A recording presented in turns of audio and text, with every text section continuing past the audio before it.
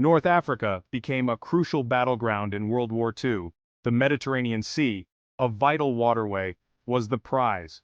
Control of the Mediterranean Sea meant control of supply lines to the east.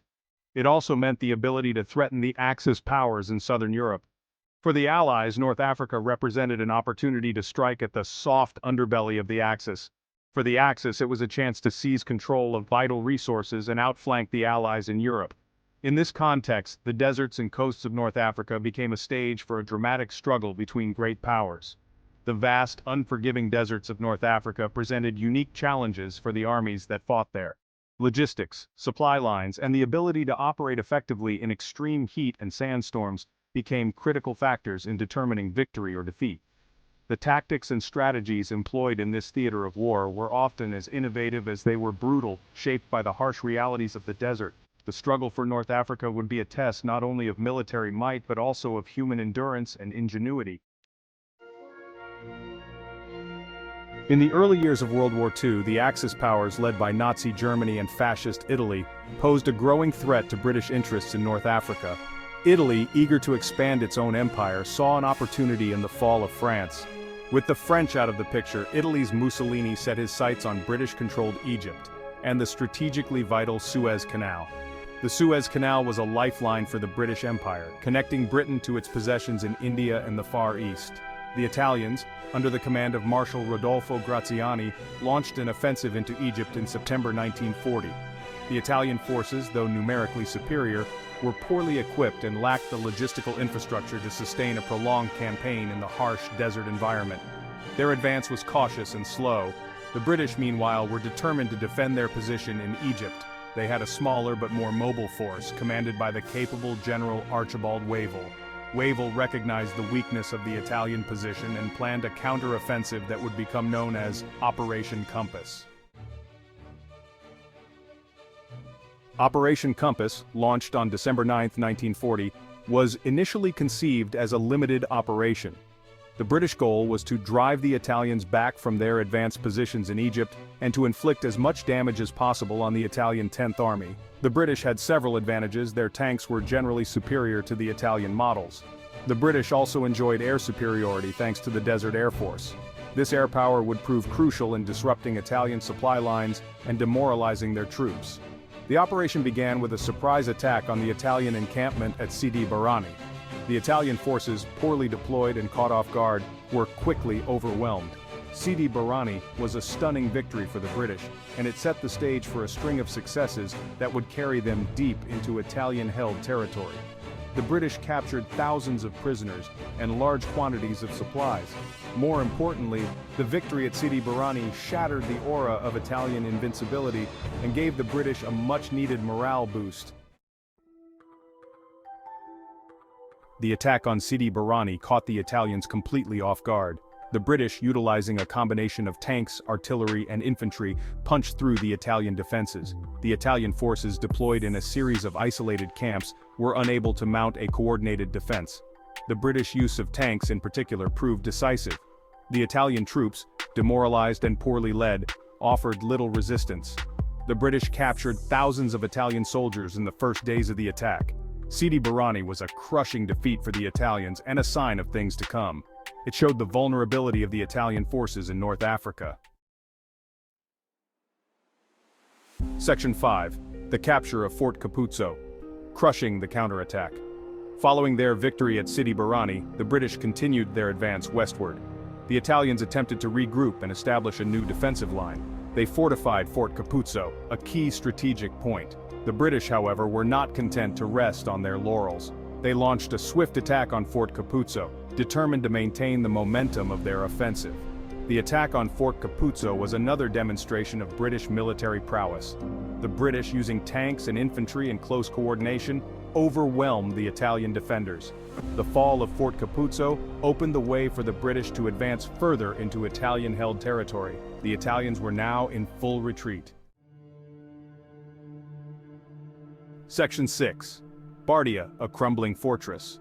With the capture of Fort Caputo, the British set their sights on the port city of Bardia.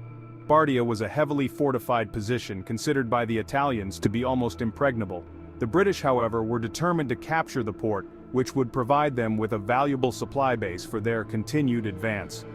The attack on Bardia was a combined arms operation, utilizing infantry, tanks, artillery, and air support. The British bombarded the Italian positions, softening them up for the ground assault. The Italian defenses, though formidable, crumbled under the relentless British attack. Bardia fell to the British, yielding yet more prisoners and supplies. Section 7. Tobruk, the key port falls. The fall of Bardia opened the way for the British to advance on Tobruk, a strategically vital port city. Tobruk was a major objective for the British. Its capture would further cripple the Italian ability to wage war in North Africa. The Italians, determined to hold on to Tobruk, had fortified the city heavily. They were determined to make a stand there. The British, under the command of General Richard O'Connor, launched their attack on Tobruk on January 21, 1941. The attack was a well-coordinated assault, utilizing the combined arms tactics that had proved so successful in earlier battles.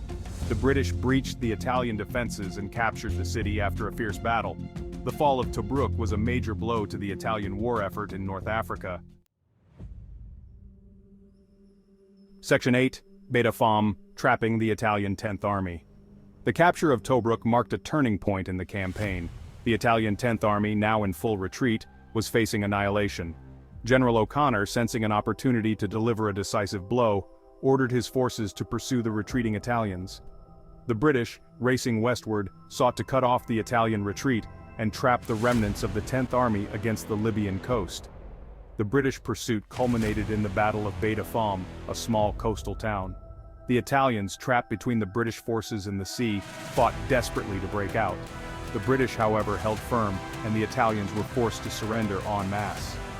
The Battle of Betaf marked the end of Operation Compass and the destruction of the Italian 10th Army as a fighting force. Section 9. Leaders of the Compass, O'Connor's brilliance and Graziani's errors. Operation Compass highlighted the stark contrast between the leadership of the British and Italian forces. On the British side, General Richard O'Connor emerged as a brilliant military strategist. O'Connor's understanding of mobile warfare in the desert environment, combined with his ability to make bold decisions, proved decisive. He consistently outmaneuvered his Italian counterparts, leading his troops from one victory to another.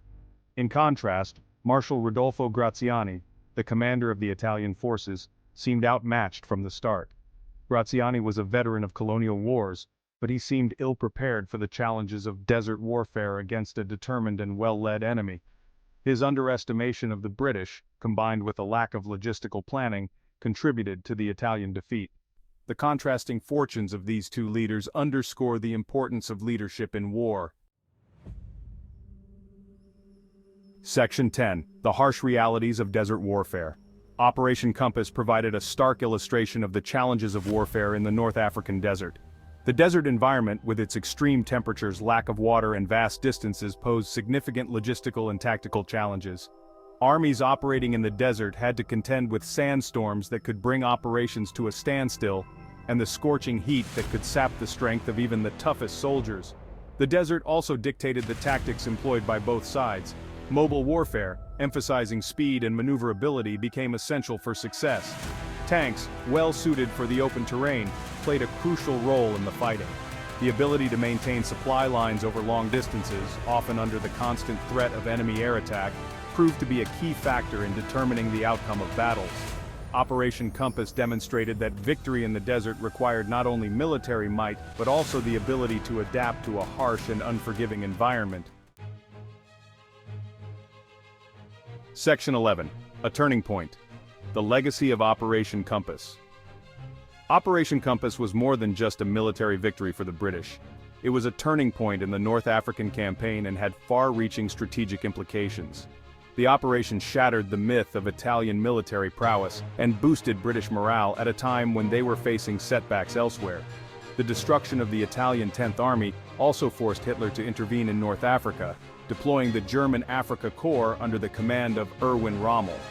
The arrival of Rommel would transform the North African campaign into a back-and-forth struggle between some of the most skilled military commanders of the war.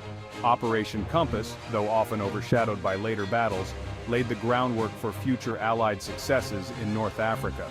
It demonstrated the importance of mobile warfare in the desert, a lesson that would be well learned by both sides in the long and bloody struggle for control of this vital region. Thank you for watching our video on Operation Compass. We hope you found it informative and engaging. Don't forget to like, share, and subscribe for more historical content.